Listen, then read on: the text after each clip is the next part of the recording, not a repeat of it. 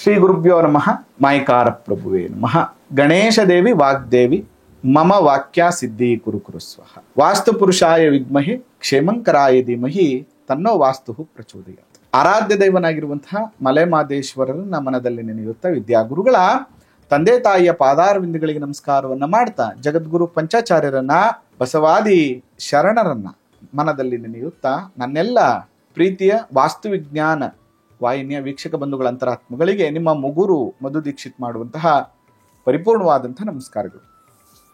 ಕಡಿಮೆ ಅವಧಿಲಿ ಹೆಚ್ಚು ಜನ ಸಬ್ಸ್ಕ್ರೈಬ್ ಆಗಿ ಚಾನಲ್ನ ಸಪೋರ್ಟ್ ಮಾಡ್ತಾ ಇದ್ದೀರಾ, ಜೊತೆಗೆ ಅದರಿಂದ ತುಂಬಾ ಒಳ್ಳೆಯ ವಿಷಯಗಳನ್ನ ತಿಳಿಸ್ಕೊಡ್ತಾ ಇದ್ದೀರಿ ಅನ್ನುವಂತಹ ಒಂದು ಒಳ್ಳೆಯ ರೀತಿಯ ಕಾಮೆಂಟ್ ಕೂಡ ನೀವು ಮಾಡ್ತಾ ಇರೋದ್ರಿಂದ ಅದು ನಮಗೆ ಅತ್ಯಂತ ಸಂತೋಷವನ್ನು ಕೊಡುವಂಥ ವಿಚಾರ ಆಗಿದೆ.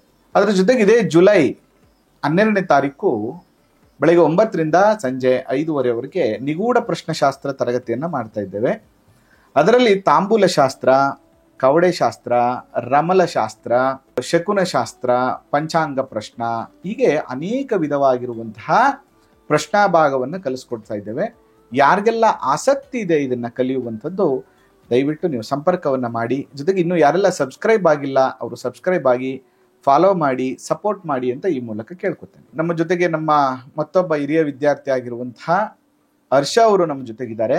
ಕಾರ್ಯಕ್ರಮಕ್ಕೆ ನಮ್ಮ ಹರ್ಷ ಅವ್ರನ್ನ ಇನ್ವೈಟ್ ಮಾಡೋಣ. ಹರ್ಷ ನಮಸ್ತೆ. ಗುರುಜಿ ನಮಸ್ತೆ. ಚೆನ್ನಾಗಿದ್ದೀರಾ ಹರ್ಷ? ಚೆನ್ನಾಗಿದ್ದೀನಿ ಗುರುಜಿ, ನೀವು? ನಾನ್ ಚೆನ್ನಾಗಿದ್ದೀನಿ. ಹೇಗ್ ಅನ್ನಿಸ್ತಾ ಇದೆ ಗುರುಕುಲ ಅಧ್ಯಯನ? ಜ್ಯೋತಿಷ್ಯ ಇಷ್ಟೊಂದಿದೆ, ವಾಸ್ತು ಇಷ್ಟೊಂದಿದೆ. ವಾಸ್ತು ಅಂದ್ರೆ ಈ ದಿಕ್ಕುಗಳು ಅಷ್ಟೇ ಅಲ್ಲ, ಭೂಶುದ್ಧಿಯಿಂದ ಹಿಡಿದು ಎಲ್ಲಾ ರೀತಿ ಹೇಗೆ ಅನ್ನೋದೆಲ್ಲ ನೀವು ಕಲ್ಸ್ಕೊಟ್ರಿ. ಒಳ್ಳೇದಾಗ್ಲಿ. ಕಳೆದ ಸಂಚಿಕೆಯಲ್ಲಿ ನೀವು ಮೇಷರಾಶಿಯಲ್ಲಿ ಹುಟ್ಟಿದವರು ಯಾವ ವಯಸ್ಸಿನಲ್ಲಿ ಮನೆ ಕಟ್ಬೋದು, ಅವ್ರು ಯಾವ ಕೃಷ್ಣ ಪಕ್ಷದಲ್ಲಿ ಶುಕ್ಲ ಪಕ್ಷದಲ್ಲಿ ಹುಟ್ಟಿದ್ರೆ ಯೋಗ ಇರುತ್ತಾ ಅಂತ ತಿಳಿಸ್ಕೊಟ್ಟಿದ್ರಿ. ಹಾಗೆ ಈಗ ವೃಷಭ ರಾಶಿಯವ್ರ ಬಗ್ಗೆ ತಿಳಿಸ್ಕೊಡಿ ಗುರುಜಿ. ಒಳ್ಳೆ ಪ್ರಶ್ನೆ.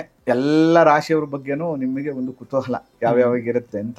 ನೋಡಿ, ಈ ವೃಷಭ ರಾಶಿ ಅಂದ ತಕ್ಷಣನೇ ನಾವು ಗಮನಿಸಬೇಕಾಗಿರುವಂತಹ ಮೊದಲನೇ ವಿಚಾರ ಏನು? ವೃಷಭ ಅಂದ ತಕ್ಷಣನೇ ಶುಕ್ರ, ಕರೆಕ್ಟಾ? ಶುಕ್ರ ಅಂದ ತಕ್ಷಣ ವಿಲಾಸ ಜೀವನ. ಅದಕ್ಕೆ ಅವರು ವೃಷಭ ರಾಶಿಯವ್ರು ಹೇಗೆ ಅಂದ್ರೆ ಒಂದು ಚಿಕ್ಕ ಮನೆ ಕಟ್ಟಿದ್ರು ಸುಂದರವಾಗಿ ಕಟ್ತಾರೆ ಅಂತ. ಇಂಟೀರಿಯರ್, ಡೆಕೋರೇಷನ್ ಹೀಗೆ ಇರ್ಬೇಕು, ಈ ಮೂಲೆಯಲ್ಲಿ ಇದೇ ತರ ಐಟಮ್ ಇಡಬೇಕು, ಅಥವಾ ಅಡಿಗೆ ಮನೆ ಹಿಂಗೆ ಇರ್ಬೇಕು, ಚಿಕ್ಕದೇ ಇರ್ಲಿ ಅಥವಾ ಯೋಚನೆ ಮಾಡಿ ಕಟ್ತಾರೆ. ಸ್ವಲ್ಪ ಇಂಟೀರಿಯರ್ ದೃಷ್ಟಿಕೋನದಲ್ಲಿ ಇವರು, ಅಥವಾ ಆರ್ಕಿಟೆಕ್ಟ್ ಡಿಸೈನ್ ಅಂತ ಏನ್ ಹೇಳ್ತೀವಿ, ಆತರ ಸ್ವಲ್ಪ ಇನೋವೇಟಿವ್ ಆಗಿ, ಸ್ವಲ್ಪ ಕ್ರಿಯೇಟಿವ್ ಆಗಿ ಕಟ್ಟುವಂತದ್ದು ಇರ್ತದೆ. ಯಾವಾಗ್ಲೂ ಮನೆ ಕಟ್ಟಬೇಕು ಅಂದ್ರೆ ಫಸ್ಟ್ ಇವ್ರು ಯಾರಕ್ ಪೂಜೆ ಮಾಡ್ಬೇಕಪ್ಪ ಅಂದ್ರೆ ಮನೆ ಹೆಣ್ಣು ದೇವ್ರಿಗೆ ಪೂಜೆ ಮಾಡ್ಬೇಕು. ವಿಶೇಷವಾಗಿ ಕುಲದೇವರನ್ನ ಎಷ್ಟು ಚೆನ್ನಾಗಿ ಇವ್ರು ಪೂಜೆ ಮಾಡ್ತಾರೋ ಅಷ್ಟು ಬೇಗ ಇವ್ರಿಗೆ ಗೃಹ ನಿರ್ಮಾಣ ಮಾಡುವಂತ ಯೋಗ ಇವ್ರಿಗೆ, ಅವರ ದೇವ್ರನ್ನ ಆರಾಧನೆ ಮಾಡೋದ್ರಿಂದ ಒಂದು ಸಪೋರ್ಟ್ ಜಾಸ್ತಿ ಇರುತ್ತೆ ಅಂತ. ಕರೆಕ್ಟ್. ಮತ್ತೆ ಈ ವೃಷಭ ರಾಶಿಯಲ್ಲಿ ಜನನ ಆಗಿರುವಂತವ್ರು ಸ್ವಲ್ಪ ತಾಳ್ಮೆ ಮತ್ತು ತುಂಬಾ ಪ್ಲಾನ್ಡ್ ಆಗಿ ಮಾಡ್ತಾರೆ. ಕಟ್ಟಕ್ಕಿನ ಮುಂಚೆ ಎಲ್ಲ ಪ್ಲಾನ್ ಮಾಡ್ಕೊಂಡು ನಾವು ಮಾಡ್ತಾರೆ, ಸರಿ ಇದೆಯಾ ಏನು ಎತ್ತ ಲೆಕ್ಕಾಚಾರ ಎಲ್ಲ ಇಟ್ಕೊಂಡು ಇವ್ರಿಗೆ ಮಾಡುವಂತ ಯೋಗ ಇರ್ತದೆ. ನೋಡಿ, ಚತುರ್ಥೇ ಶುಭಗ್ರಹ ಯತ್ರ ಸುಖಂ ಭೂಮಿ ವರ್ಧನಂ ಗೃಹ ಪ್ರಾಪ್ತಿ ಧನಾಭಿವೃದ್ಧಿ ಶಶಿ ಶುಕ್ರಯುತೆ ಸದಹ ಅಂತ ಹೇಳ್ಬಿಟ್ಟ. ನೋಡಿ, ಇವರ ಜಾತಕಕ್ಕೆ ಚಂದ್ರ ಶುಕ್ರ ಗುರು ತುಂಬಾ ಸಪೋರ್ಟಿವ್ ಆಗಿರ್ಬೇಕು. ಯಾಕಂದ್ರೆ ಮೇಷರಾಶಿಯವರಿಗೆ ಲಾಭಕ್ಕೆ ಗುರು ಬಂದ್ರೆ ಚಂದ್ರ ಮನೋಕಾರಕ, 3ನೇ ಮನೆ, ಧೈರ್ಯವನ್ನ ಇಂಡಿಕೇಟ್ ಮಾಡ್ತಾರೆ. ಅದರಿಂದ ಇಲ್ಲಿ ಶುಕ್ರ ಚಂದ್ರ ಗುರುವಿನ ಸಂಬಂಧ ಚೆನ್ನಾಗಿರ್ಬೇಕು. ಆದ್ರೆ ಇವ್ರಿಬ್ಬರಿಗಿಂತ ಇನ್ನೊಬ್ಬ ವ್ಯಕ್ತಿ ಇದ್ದಾನೆ ಇಲ್ಲಿ, ರವಿ ಸಪೋರ್ಟ್ ಇರ್ಬೇಕು ಈ ವೃಷಭ ರಾಶಿಯವರಿಗೆ. ಬೇರೆ ಎಲ್ಲ ನೀವು ಮನೆ ಕಟ್ಟಬೇಕು ಅಂದ ತಕ್ಷಣನೇ ಸೂರ್ಯಗ್ರಹದ ಆರಾಧನೆಯನ್ನ ಮಾಡ್ಬೇಕಾಗ್ತದೆ, ಅದೇ ಹೇಳ್ತೀನಿ. ಅದಕ್ಕಿಂತ ಮುಂಚೆ ಈ ವೃಷಭ ರಾಶಿಯವರಿಗೆ ಯಾವ ವಯಸ್ಸಲ್ಲಿ ಯೋಗಗಳು ಬರುತ್ತೆ ಗೃಹ ನಿರ್ಮಾಣ ಮಾಡ್ಲಿಕ್ಕೆ ಅಥವಾ ಸೈಟ್ ತಗೊಳ್ಲಿಕ್ಕೆ ಅಂತಂದ್ರೆ, ಮೊದಲನೇದಾಗಿ ಇವ್ರಿಗೆ ಸ್ವಲ್ಪ ಲೇಟ್. ಅಕಸ್ಮಾತ್ ಇವ್ರೇನಾದ್ರೂ ಆತರ ಮಾಡ್ಬಿಟ್ರೆ, ಅರ್ಜೆಂಟ್ ಮಾಡ್ಬಿಟ್ರೆ, ಕಾರಣಾಂತರಗಳಿಂದ ಇವರು ಆ ಮನೆಗೆ ಹೋದ್ಮೇಲೆ ಆ ಮನೆಯನ್ನ ಮಾರುವ ಪರಿಸ್ಥಿತಿ ಬಂದ್ಬಿಡುತ್ತೆ.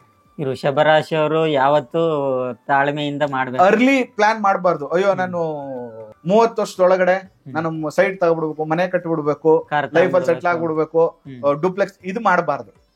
ಏನಕ್ಕೆ ಅಂದ್ರೆ ಈ ವೃಷಭ ರಾಶಿಯವ್ರು ಏನಾದ್ರು ಈ ತರ ಮಾಡ್ಬಿಟ್ರೆ ಆ ಮನೆಯನ್ನ ಮಾರಾಟ ಮಾಡುವಂತ ಒಂದು ಪರಿಸ್ಥಿತಿ ಬಂದ್ಬಿಡುತ್ತೆ. ಅದಕ್ಕೆ ಇವ್ರು ಏನೇ ಇದ್ರು ಆಫ್ಟರ್ 29 ಪ್ಲಾನ್ ಮಾಡಿದ್ರೆ ಒಳ್ಳೇದು ಮನೆ ಕಟ್ಲಿಕ್ಕೆ. ಇವ್ರಿಗೆ ಯಾವಾಗ ಯೋಗ ಬರುತ್ತೆ ಇವ್ರಿಗೆ ಅಂದ್ರೆ, ಮೊದಲನೇದಾಗಿ 30ನೇ ವಯಸ್ಸು ಫಸ್ಟ್ ಇವ್ರಿಗೆ ನಿವೇಶನ ಮತ್ತು ಗೃಹ ನಿರ್ಮಾಣ ಯೋಗ ಬರುವಂತದ್ದು. ಇವ್ರಿಗೆ 30ನೇ ವಯಸ್ಸಲ್ಲಿ 30 ಇಯರ್ಸ್ ಇಂದ ಶುರುವಾಗುತ್ತೆ. ಮತ್ತೆ ಅದಕ್ಕಿಂತ ಮುಂಚೆ 24 ವರ್ಷಕ್ಕೊಂದ್ಸರಿ ಬಂದಿರುತ್ತೆ. ಬಟ್ ಅದನ್ನ ಆತರ ಮಾಡಬೇಡಿ ಅಂತ ಹೇಳ್ತೀನಿ. ಅಕಸ್ಮಾತ್ ನಿಮ್ಗೆ ಜಾಬ್ ಇದೆ, ಅಪ್ಪಂದ ಆಸ್ತಿ ಬಂದಿದೆ, ಏನೋ ಬಂದಿದೆ ಅಂದ್ರೆ ಒಂದ್ ಸೈಡ್ ತೆಗೆದ್ ಬಿಟ್ಬಿಡಿ, ಕಟ್ಟಕ್ ಹೋಗ್ಬೇಡಿ. ಆಯ್ತಾ? 30ನೇ ವಯಸ್ಸು ಇಸ್ ಬೆಸ್ಟ್ ಏಜ್ ನಿಮಗೆ ಮನೆ ಕಟ್ಲಿಕ್ಕೆ ಅಥವಾ ಭೂಮಿ ಖರೀದಿ ಮಾಡ್ಲಿಕ್ಕೆ. ಈ ಸೆಕೆಂಡ್ ಬಂದು 33ನೇ ವಯಸ್ಸಿಗೆ ಬರುತ್ತೆ ಇವ್ರಿಗೆ, 33 ಇಯರ್ಸ್ ಬರುತ್ತೆ. ಅದಾದ್ಮೇಲೆ 36, 38ನೇ ವಯಸ್ಸಲ್ಲಿ ಕೂಡ ಇವ್ರಿಗೆ ನಿವೇಶನ ಖರೀದಿ ಮಾಡುವಂಥದ್ದು ಅಥವಾ ಗೃಹ ನಿರ್ಮಾಣ ಮಾಡುವಂತ ಯೋಗ ಬರುತ್ತೆ. ಅದ್ ಬಿಟ್ರೆ 42ನೇ ವಯಸ್ಸಿಗೆ ಬರುತ್ತೆ. ಅದಾದ್ಮೇಲೆ 47ನೇ ವಯಸ್ಸು ಮತ್ತು 50ನೇ ವಯಸ್ಸಿಗೆ ಬರುತ್ತೆ. ಮನೆ ನಿವೇಶನ ಕಟ್ಟುವಂಥದ್ದು ಮತ್ತು ಮನೆ ಖರೀದಿ ಮಾಡುವಂತ ಯೋಗ ಬರ್ತದೆ. ನೋಡಿ, ಇದು ನಾನು ಮೊದಲನೇದ್ರ ಬಗ್ಗೆ ಮಾತಾಡ್ತಾ ಇರೋದು. ಕೆಲವು ಟೈಮ್ ವೃಷಭ ರಾಶಿಯವ್ರಿಗೆ ಹೇಗಿರುತ್ತೆ, ಯಾವುದೇ ರಾಶಿಯವ್ರಿಗಾಗ್ಲಿ ಚತುರ್ಥ ಭಾವದಲ್ಲಿ ಹೆಚ್ಚು ಶುಭ ಗ್ರಹಗಳ ಸ್ಥಿತರಾಗಿದ್ದಾಗ ತಗೊಂಡ್ಮೇಲೆ ತಗತಾನೆ ಇರ್ತಾರೆ, ಒಂದ್ ಮನೆ ಕಟ್ಟದ್ಮೇಲೆ ಇನ್ನೊಂದ್ ಕಟ್ತಾನೆ ಇರ್ತಾರೆ, ಈ ತರದಿರುತ್ತೆ. ಇನ್ ಕೆಲವ್ರಿಗೆ ಏನಾಗ್ಬಿಡುತ್ತೆ ಅಂದ್ರೆ ಕಟ್ಟಕ್ಕೆ ಆಗಲ್ಲ, ಲೈಫ್ ಟೈಮ್ ಬಾಡಿಗೆ ಮನೆ ಭೋಗ್ಯದ ಮನೇಲಿ ಇರೋ ಪರಿಸ್ಥಿತಿ ಬರುತ್ತೆ, ಕಮಿಟ್ಮೆಂಟ್ ಗಳಾಗ್ಬಿಡುತ್ತೆ, ಈ ತರ ಇರುತ್ತೆ.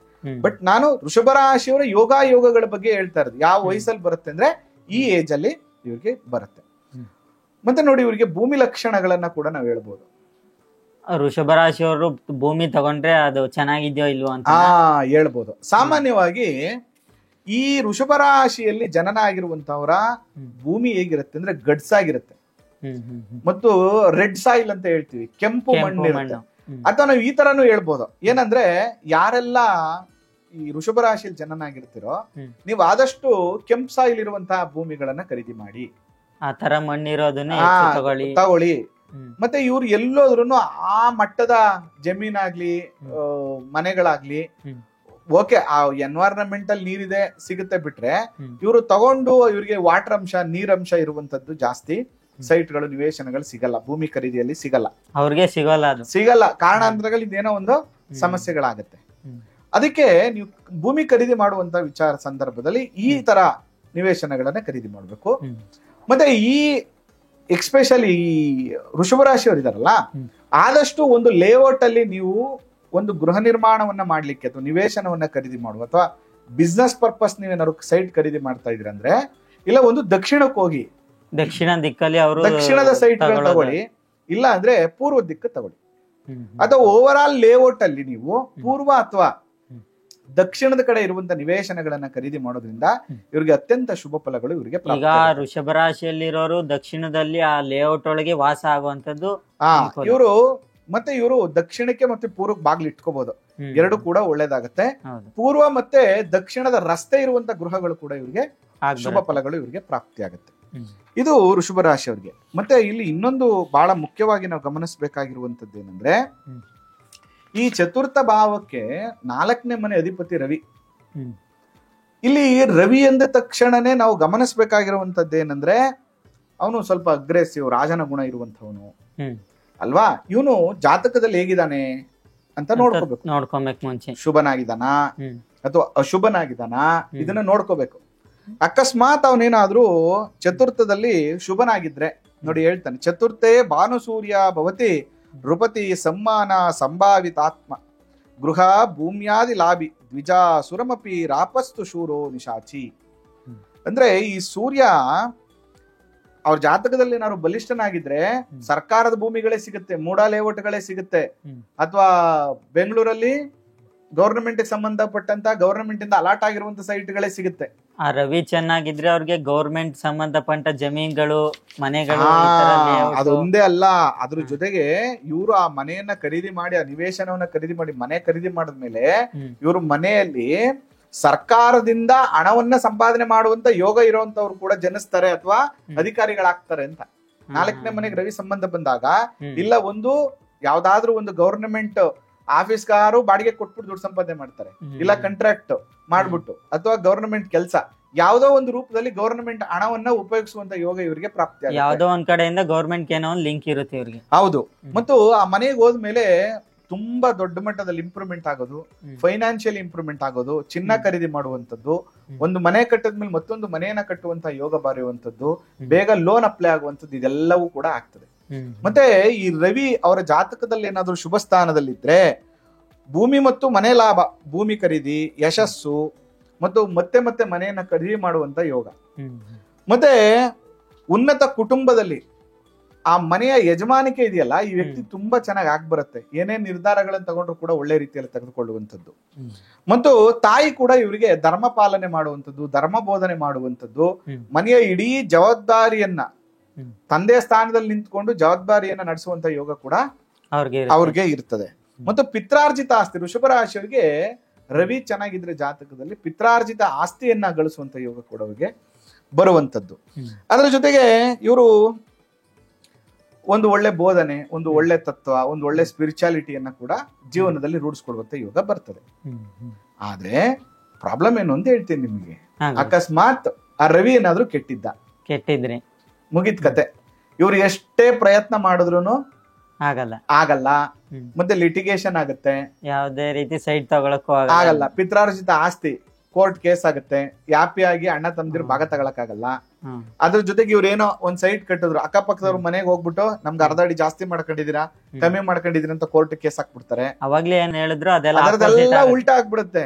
ಮನೆ ಕಟ್ಟಕ್ ಆಗಲ್ಲ, ಅಥವಾ ಇವ್ರ ತಂದೆ ಇವ್ರಿಗೆ ಖುಷಿಯಾಗಿ ಆಸ್ತಿ ಕೊಡಲ್ಲ, ಅಥವಾ ಮನೆ ಕಟ್ಟುವಂತ ಸಂದರ್ಭದಲ್ಲಿ ಮನೆಯಲ್ಲಿ ಕಿರಿಕಿರಿ ಜಗಳ ಜಾಸ್ತಿ ಆಗುವಂತದ್ದು, ಪಿತ್ರಾರ್ಜಿತ ಆಸ್ತಿನ ಸುಖವಾಗಿ ಖುಷಿಯಾಗಿ ಅನುಭವಿಸುವಂತ ಆಗೋದಿಲ್ಲ. ಈ ತರ ಎಲ್ಲಾ ಪ್ರಾಬ್ಲಮ್ಸ್ ಗಳು ಇವ್ರಿಗೆ ಶುರುವಾಗುತ್ತೆ. ರವಿ ನಿಮ್ಮ ಜಾತಕದಲ್ಲಿ ಚೆನ್ನಾಗಿಲ್ಲ ಅಂತಂದ್ರೆ ಆದಷ್ಟು ನೀವು ಪೂರ್ವದ ರಸ್ತೆ ಇರುವಂತಹ ನಿವೇಶನವನ್ನ ಖರೀದಿ ಮಾಡಿ. ಈಗ ವೃಷಭ ರಾಶಿಯವರು ಪೂರ್ವ ದಿಕ್ಕಿನಲ್ಲಿ ಇರುವಂತ ರಸ್ತೆಗಳು, ಅಲ್ಲಿರುವಂತ ಸೈಟ್ ನ ಖರೀದಿ ಆಪ್ಷನ್ ಅಲ್ಲಿ ದಕ್ಷಿಣನಾಗುತ್ತೆ. ಅಕಸ್ಮಾತ್ ನಿಮ್ಗೆ ದಕ್ಷಿಣದ ರಸ್ತೆ ಇದ್ರು ಕೂಡ ಪೂರ್ವದ ಉಚ್ಚ ಸ್ಥಾನದಲ್ಲಿ ನೀವು ಡೋರ್ನ ಇಟ್ಕೊಳ್ಳಿ. ಮತ್ತೆ ಪೂರ್ವದಲ್ಲಿ ಒಂದು ದೊಡ್ಡ ಕಿಟಕಿಯನ್ನ, ದಕ್ಷಿಣದಲ್ಲಿ ಒಂದು ಚಿಕ್ಕ ಕಿಟಕಿಯನ್ನ ಇಡ್ಬೇಕು ಇವರು. ಅದರ ಜೊತೆಗೆ ಬೆಳಿಗ್ಗೆ ಎದ್ದ ತಕ್ಷಣ ಸೂರ್ಯನಿಗೆ ಅರ್ಘ್ಯ ಕೊಡುವಂತದ್ದು. ಸೂರ್ಯಂಗೆ ಅರ್ಘ್ಯ ಅಂದ್ರೆ ಗುರುಜಿ ಈಗ ಒಂದು ತಾಮ್ರದ ಪಾತ್ರೆ, ಅದರಲ್ಲಿ ನೀರ್ ಹಾಕಿ ಅದರಲ್ಲಿ ಒಂದು ಕೆಂಪು ಕಲರ್ ಹೂ ಹಾಕ್ಬಿಟ್ಟು, ಭಗವಂತ ನನ್ನ ಕುಟುಂಬದ ಎಲ್ಲ ದೋಷಗಳು ನಿವಾರಣೆ ಆಗಿ, ಪಿತೃದೋಷಾದಿಗಳು ನಿವಾರಣೆ ಆಗ್ಲಿ, ಗೃಹ ಸೌಖ್ಯವನ್ನ ಕೊಡು ಅಂತ ಹೇಳಿ ಸೂರ್ಯನಿಗೆ ಅರ್ಘ್ಯವನ್ನ ಕೊಡುವಂತ, ಸೂರ್ಯನಿಗೆ ಅರ್ಘ್ಯ ಕೊಟ್ಟು ಪ್ರಾರ್ಥನೆ ಮಾಡುವಂತದ್ದು. ಜೊತೆಗೆ ಓಂ ರಾಮ್ ರೀಂ ರೋಂ ಸಹ ಸೂರ್ಯಾಯ ನಮಃ ಈ ಮಂತ್ರವನ್ನ ಪ್ರತಿನಿತ್ಯ 6 ಹೊತ್ತು 108 ಬಾರಿ ಜಪ ಮಾಡುವಂಥದ್ದು. ಇದನ್ನ ಮಾಡೋದ್ರಿಂದ ಗೃಹ ಸೌಖ್ಯ ಅವ್ರಿಗೆ ಪ್ರಾಪ್ತಿ ಆಗುತ್ತೆ. ಜೊತೆಗೆ ನೋಡಿ, ಇವರ ವಂಶಸ್ಥರು ಯಾರಿರ್ತಾರಲ್ಲ, ಅವರು ಮೂಲ ವಂಶಸ್ಥರಿರುವಂತಹ ಇವರ ಜಮೀನಿನ ಅಕ್ಕಪಕ್ಕದಲ್ಲಿ, ಅಕಸ್ಮಾತ್ ಅವ್ರಿಗೆ ಏನಾದ್ರು ಜಮೀನ್ ಇದ್ರೆ ಅಕ್ಕಪಕ್ಕದಲ್ಲಿ ಶಿವಶಲ್ಯಗಳಿರ್ತದೆ ಅಂತ. ಅಂದ್ರೆ ಶಿವನ ದೇವಸ್ಥಾನ, ಶಿವನ ಗಣಗಳು, ಬಸವಣ್ಣ, ನಂದಿ, ಶಿವ, ಇದಕ್ಕೆ ಸಂಬಂಧಪಟ್ಟಂತ ಯಾವುದೋ ಒಂದು ಅಂಶದ ದೇವಾಲಯಗಳಿರುವಂತ ಸಾಧ್ಯತೆಗಳು ಕೂಡ ಇರ್ತದೆ. ಮತ್ತೆ ಈ ವ್ಯಕ್ತಿ ವೃಷಭ ರಾಶಿಯಲ್ಲಿ ಯಾರೆಲ್ಲ ಜನನ ಆಗಿರ್ತಾರಲ್ಲ, ಅವರು ಶಿವನ ಅಂಶದಿಂದ ಜನನ ಆಗಿರ್ತಾರೆ, ಶಿವನ ಅನುಗ್ರಹದಿಂದ ಪ್ರಾಪ್ತಿಯಾಗಿರ್ತಾರೆ ಅನ್ನುವಂಥದ್ದು ಕೂಡ ಇದು ನಮಗೆ ತಿಳಿಸುವಂಥದ್ದು. ಅದಕ್ಕೋಸ್ಕರ ಇವರು ಗೃಹ ನಿರ್ಮಾಣ ಮಾಡಬೇಕಂತ ಮುಂಚೆ ಮನೆಯಲ್ಲಿ ಒಂದು ಸೂರ್ಯ ಶಾಂತಿ ಹೋಮವನ್ನ ಮಾಡಿಸ್ಬೇಕು.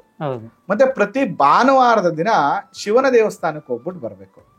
ಇದು ಅತ್ಯಂತ ಪಾಸಿಟಿವ್ ಆಗುತ್ತೆ. ಮತ್ತು ಇವ್ರಿಗೆಲ್ಲ ಏನು ಅಕಸ್ಮಾತ್ ಅಶುಭನಾಗಿದ್ರೆ, ದೋಷಗಳಿದ್ದು ಅವರಿಗೆ ಸರ್ಕಾರದಿಂದ ತೊಂದರೆ ಆಗ್ತಿರುತ್ತೆ, ಲಿಟಿಗೇಷನ್ ಆಗ್ತಿರುತ್ತೆ, ಪಿತ್ರಾರ್ಜಿತ ದೋಷಗಳಿರುತ್ತೆ ಅಂತ ಏನ್ ಹೇಳ್ತಾರೆ, ಆ ತರದೆಲ್ಲ ಕೂಡ ಇವ್ರಿಗೆ ನಿವಾರಣೆ ಆಗುತ್ತೆ. ಅದಕ್ಕೆ ನಾನು ಎಲ್ಲಾ ವೀಕ್ಷಕರಿಗೆ ಹೇಳೋದೇನಂದ್ರೆ, ದಯವಿಟ್ಟು ನೀವು ಮನೆ ಕಟ್ಟಕ್ಕಿಂತ ಮುಂಚೆ ಪ್ಲಾನ್ ತೋರ್ಸೋದ್ರ ಬದಲು ನಿಮ್ಮ ಜಾತಕಗಳನ್ನ ತೋರಿಸಿ. ಮನೆ ಕಟ್ಟೋಕಿನ ಮುಂಚೆ ವೃಷಭ ರಾಶಿಯವ್ರು ಆಗಿದ್ರು ಒಂದ್ಸಲಿ ಜಾತಕ ತೋರಿಸ್ಕೊಂಡು ಆ ಜಾತಕದಲ್ಲಿ ನಿಮ್ಮ ರಾಶಿ, ನಿಮ್ಮ ದಶಾಬಲಗಳನ್ನೆಲ್ಲ ನೋಡಿ ನಿಮ್ಗೆ ಯಾವ ರೀತಿಯ ಗೃಹ ನಿರ್ಮಾಣ ಮಾಡ್ಬೇಕು, ಹೇಗ್ ಕಟ್ಟಬಹುದು, ಏನ್ ಮಾಡ್ಬೇಕು, ಎಲ್ಲ ವಿಚಾರಗಳನ್ನ ನಾವು ಅವರಿಗೆ ತಿಳಿಸ್ತೀವಿ. ಗುರುಜಿ, ಈಗ ಅದು ಪರಿಹಾರ ಹೇಳಿದ್ರಲ್ಲ, ಈಗ ರವಿ ಎಲ್ಲ ಶುಭ ಆಗೇ ಇರ್ತಾನೆ, ಅವರು ಈ ಪರಿಹಾರ ಮಾಡಿದ್ರು ಆಗುತ್ತಾ? ನೋಡಿ, ತುಂಬಾ ಒಳ್ಳೆ ಪ್ರಶ್ನೆ ಇದು. ಈಗ ಚೆನ್ನಾಗಿಲ್ಲ ಅಂದ ತಕ್ಷಣ ಮಾಡ್ಬೇಕು ಅಂತ ಏನಿಲ್ಲ. ಈಗ ನಿಮ್ ತಾಯಿ ನಿಮ್ಮನ್ ತುಂಬಾ ಚೆನ್ನಾಗಿ ನೋಡ್ಕತ್ತವ್ರೆ, ಕರೆಕ್ಟಾ? ಹಂಗಂದ್ಬಿಟ್ಟು ನಿಮ್ ತಾಯಿನ ನೀವು ನೋಡ್ಕೊಳ್ಳೋ ಅವಶ್ಯಕತೆ ಇಲ್ವಾ? ನೋಡ್ಕೋಬೇಕು. ಅವಾಗ ಇನ್ನೂ ನಿಮ್ ಮೇಲೆ ಪ್ರೀತಿ ಜಾಸ್ತಿ ಆಗುತ್ತೆ ಅಲ್ವಾ? ನಿಮ್ ತಾಯಿ ನಿಮ್ಮನ್ನ ನೋಡ್ಕತಾನೆ ಇಲ್ಲ ಅಂದಾಗ ನೀವು ಎಕ್ಸ್ಟ್ರಾ ಕೇರ್ ಮಾಡ್ಬೇಕು ಅವ್ರನ್ನ. ಅದರಿಂದ ಈ ಪರಿಹಾರಗಳು ನಿಮ್ಗೆ ಅಶುಭನಾಗಿರ್ಲಿ ಅಶುಭನಾಗಿಲ್ದೇ ಇರ್ಲಿ ಮಾಡ್ಬೇಕು. ಜೊತೆಗೆ ಕುಲದೇವರ ಆರಾಧನೆ ಬಹಳ ಮುಖ್ಯವಾಗಿ, ಕುಲದೇವರ ಆರಾಧನೆಯನ್ನು ನೀವು ಮಾಡುವಂತದ್ದು ಅತ್ಯಂತ ಶ್ರೇಷ್ಠವಾದ ಫಲವನ್ನ ನಿಮ್ಗೆ ಕೊಡುವಂತದ್ದು ಆಗ್ತದೆ. ಅದ್ರ ಜೊತೆಗೆ ಇವರಿಗೆ ದಶಾಬಲಗಳು ಅಂತ ಬಂದಾಗ ಯಾವ ದಶೆಯಲ್ಲಿ ಇರುತ್ತೆ ಅಂದ್ರೆ, ಇವ್ರಿಗೆ ಒಂದು ಶುಕ್ರ ದಶೆಯಲ್ಲಿ ಮನೆ ಕಟ್ಟುವಂತ ಯೋಗ, ಎರಡನೇದು ಬುಧ ದಶೆ, ರವಿ ದಶೆ, ಗುರು ದಶೆ. ನೋಡಿ, ಇವ್ರಿಗೆ 9ರಲ್ಲಿ 4 ದಶೆಗಳು ಸಪೋರ್ಟ್ ಮಾಡುತ್ತೆ. ಶುಕ್ರ, ಬುಧ, ರವಿ, ಗುರು. ಈ ದಶೆಗಳಲ್ಲಿ ಅಥವಾ ಈ ಭುಕ್ತಿಗಳಲ್ಲಿ ಇವ್ರಿಗೆ ಗೃಹ ನಿರ್ಮಾಣ ಮಾಡುವಂತ ಯೋಗಗಳು ಇರ್ತದೆ. ಒಟ್ಟಾರೆಯಾಗಿ ಈ ವೃಷಭ ರಾಶಿಯವರು ಅಂತ ಬಂದಾಗ ನೀವು ಪ್ರಯತ್ನಗಳನ್ನ ಯಾವಾಗ ಮಾಡಬೇಕು ಅಂದ್ರೆ 30, 33, 36, 38, 42 ಮತ್ತು 50ನೇ ವಯಸ್ಸಲ್ಲಿ ಇವರಿಗೆ ಅತ್ಯಂತ ಶುಭ ಫಲಗಳು, ಗೃಹ ಖರೀದಿ ಅಥವಾ ಗೃಹ ನಿರ್ಮಾಣ, ನಿವೇಶನ ಖರೀದಿಗೆ ಅನುಕೂಲ ಆಗುತ್ತೆ ಅಂತ ಹೇಳ್ತಾ ಈ ಸಂಚಿಕೆಯಲ್ಲಿ ವೃಷಭ ರಾಶಿಯ ವಿಚಾರಗಳನ್ನ ಮುಗಿಸೋಣ ಹರ್ಷ. ಗುರುಜಿ, ಆ ವಯಸ್ಸಿನಲ್ಲಿ ಅವ್ರು ಒಂದ್ಸಲಿ ಜಾತಕ ಚೆಕ್ ಮಾಡಿಸ್ಕೊಂಡು ಪ್ರಯತ್ನ ಮಾಡೋದು ಒಳ್ಳೇದು. ಖಂಡಿತ 100%. ಅದ್ರ ಜೊತೆಗೆ ಈ ಏಜ್ ಅಲ್ಲಿ ಅವ್ರ ಗುರುಬಲ ಬಂದಾಗ ಕೂಡ ಅವ್ರು ಮಾಡ್ಕೊಳ್ಳೋದು ಒಳ್ಳೇದಾಗತ್ತೆ. ಇದು ವೃಷಭ ರಾಶಿಯವರು ಯಾವ ವಯಸ್ಸಲ್ಲಿ ಕಟ್ತಾರೆ ಮತ್ತು ಅವ್ರದ್ದು ಗೃಹ ನಿರ್ಮಾಣ ಯೋಗಗಳು ಹೇಗಿರುತ್ತೆ ಅನ್ನುವಂಥ ವಿಚಾರವನ್ನ ತಿಳಿಸ್ಕೊಟ್ಟಿದ್ದೀವಿ. ನೀವು ಕೂಡ ಪ್ಲಾನ್ ಕರೆಕ್ಷನ್ ಮಾಡಬೇಕು ಅಥವಾ ಜಾತಕಗಳನ್ನ ತೋರಿಸ್ಬೇಕು ಅಂದ್ರೆ ಖಂಡಿತ ಭೇಟಿ ಮಾಡಿ. ಯಾವುದನ್ನೇ ಮಾಡಕ್ಕಿಂತ ಮುಂಚೆ ತೋರಿಸಿ, ಮಾಡದ ಮೇಲೆ ತೋರಿಸೋದಿದೆಯಲ್ಲ ಅದು ಯಾವಾಗ್ಲೂ ಸಮಸ್ಯೆಗಳು ಅಂತ ಹೇಳ್ತಾ ಈ ಸಂಚಿಕೆನ ಮುಗಿಸ್ತಾ ಇದ್ದೇನೆ. ಮಲೆಮಹದೇಶ್ವರ ನಿಮಗೆ ಆಯುರ ಆರೋಗ್ಯವನ್ನು ಕೊಡ್ಲಿ.